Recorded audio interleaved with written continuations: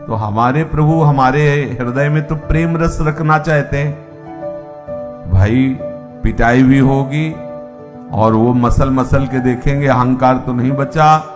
इसके बाद सुखाएंगे भी और जलाएंगे भी, फिर उसमें प्रेम रस रखेंगे। तो तैयार रहना, कुम्हार मजबूत है, उसने मिट्टी खोद ली है, अब मिट्टी बचेगी नहीं, उसको बनना ही पड़ेगा।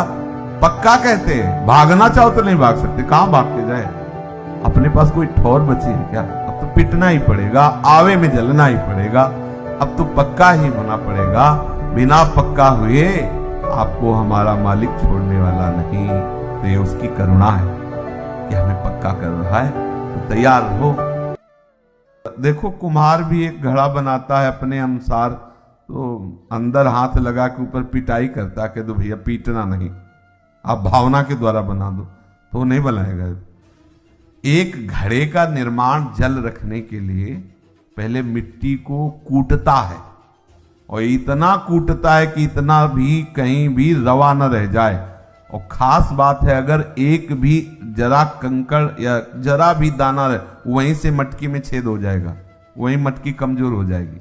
एक भी मिट्टी का अंश कड़ा रह गया तो जहां वो लगेगा वहीं छेद हो जाएगा। प्रभु छेद रहित हमें बनाना चाहते हैं, कहीं भी दोष तो पहले कुटाई होगी, इतना भी अहम रह जाएगा तो कुटाई होगी, फिर रौंदाई होगी, जल डाल के मिट्टी को खूब रौंदता है ऐसे। अब तो रौंद करके देखेगा कहीं कंकड़ तो रह तो नहीं गया, जब मिस गया एकदम नहीं तो फिर वो अपने अनुसार चाक पे चढ़ाएगा, फिर आकार देगा, फिर भी उसे तसल्ली नहीं होती, देखता है फिर वो ठोकाई पिटाई करके मटकी को, और फिर इतने में भी चैन नहीं, धूप में सुखाया, चलो इतने से तसल्ली हो जाए। बोले नहीं, अभी अगर इसमें पानी डाला तो सब बेकार हो जाएगा, फैल जाएगा, अब आग में रखा, कई घंटे और कई दिन भी होते होंगे। हाँ, आवे पे जब पक जाती है तब फिर निकाला, फिर बजा के देखता है, हाँ बढ़िया है, अब ले जाओ भेंट दो और पानी रखो जाके। अब ये हमारे मटकी बनाने का, तो हमारे प्रभु हमारे हृदय में तो प्रेम रस रखना चाहते हैं।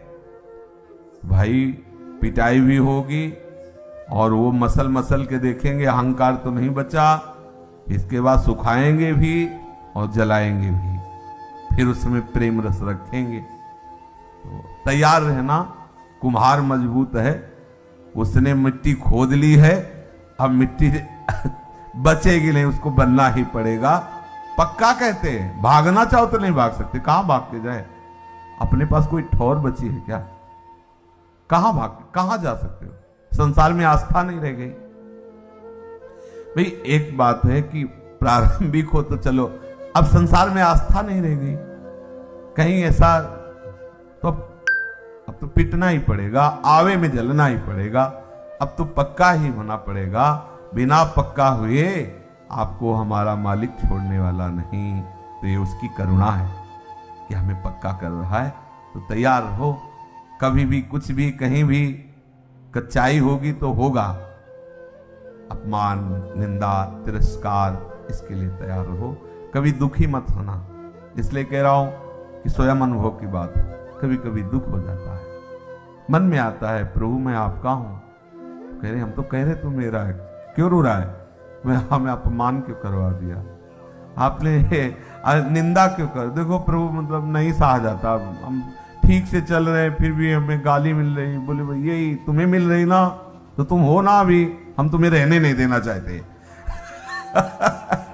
तो ये चलता रहेगा। सही पूछो तो आपको हृदय की बात बताते, जैसे बुखार उतर जाए ना तो लगता है आहा, ऐसे एक से एक परत खुलती चली जाती है, तब लगता हो प्रभु यदि आप कृपा न करते नाथ तो मैं जन्म भर प्रयास करता तो भी नहीं होता।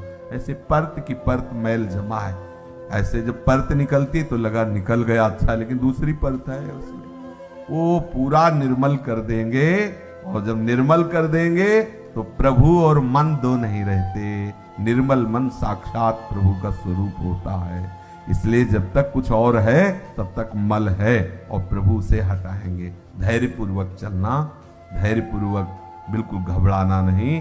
हमारे प्रभु पर कभी अविश्वास मत करना।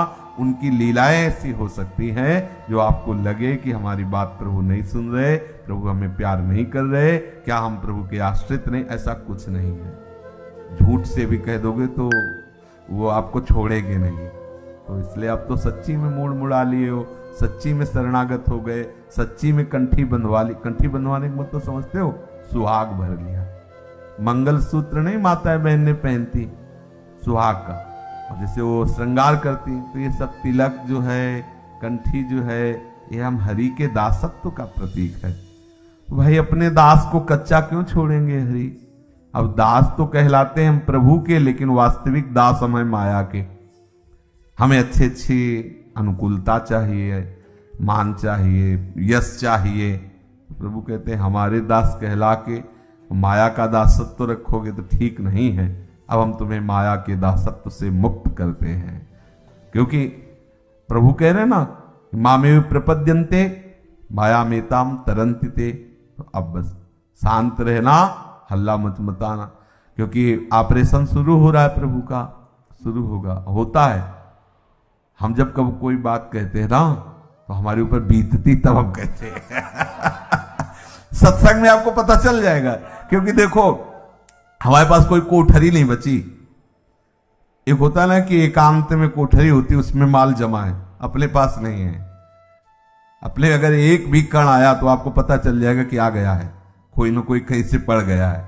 इसलिए क्योंकि प्रभु का जब कार्य शुरू होता है तो फिर बहुत विचित्र होता है। वो ऑपरेशन करते हैं तो वो करेंगे, इसलिए तैयार रहना।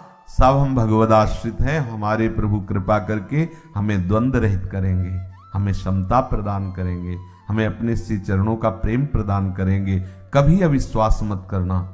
ऐसी परिस्थिति आ जाए कि आपको अविश्वास, तो भी जान लेना, तो भी विश्वास करना, सुबह होने वाली है। अब भले अंधकार अभी लग रहा है, लेकिन सुबह होने वाली, दिव्य तेजों में प्रकाश जागृत होगा।